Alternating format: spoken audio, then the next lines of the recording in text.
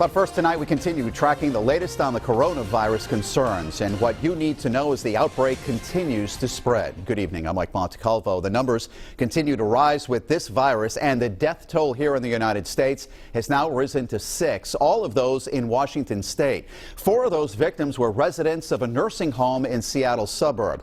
The number of cases nationwide has climbed to 114 different states. Now, that includes presumptive cases in Rhode Island and Massachusetts. A couple of cases in Rhode Island have led to some schools shutting down. St. Ray's in Pawtucket shutting down for a week after some students and faculty returned from a trip to Italy. Achievement First in Providence will reopen on Wednesday following a 2-day closure. Meantime, across the globe, more than 90,000 people have been infected, with 3,000 deaths, many of those in China. Several countries, including Jordan, Morocco, and Saudi Arabia, reporting their first cases today. And new tonight, a presumptive case in Massachusetts, in addition to one already confirmed case. Now, this patient is a woman in her 20s from Norfolk County who recently traveled to Italy with a school group. She is recovering at home, and there's no word on her condition tonight. Now, before news of that presumptive case in Massachusetts, Governor Charlie Baker, along with public health officials in the Bay State, briefed the public on the situation and what you need to do to slow down the spread of the coronavirus. Eyewitness News reporter Anita Buffoni has the story.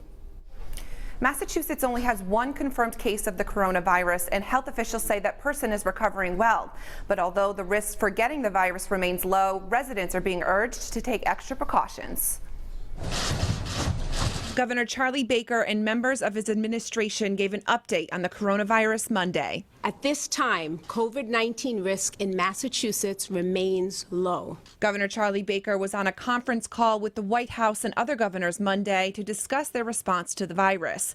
Instead of sending tests first to the CDC in Atlanta, the Commonwealth can now complete testing in state labs. So the U.S. Food and Drug Administration approved Massachusetts to begin testing patients for coronavirus. Baker is encouraging residents to take precautions like they would to protect against the flu. Cover your mouth when sneezing or coughing, wash your hands with soap or use sanitizer, and wash frequently used surfaces. And the way you should wash your hands is like this, and like this. 20 seconds underwater. Baker says flights from China are not landing at Logan Airport. They are being diverted to 11 other airports across the country, but Logan Airport is conducting screenings for people showing any symptoms. The Baker administration says of the roughly 600 people who have self-quarantined themselves, about 380 people have completed that process. The remaining 231 are still within their 14 days of home self-quarantine. Although Sutter says the risk level for getting coronavirus remains low, it is possible more cases will come. And we are preparing for it. And to be sure Massachusetts residents are up to date with the latest information, a website was created with resources and information about the virus. You can find that on our website at WPRI.com. I'm Anita Buffoni, Eyewitness News.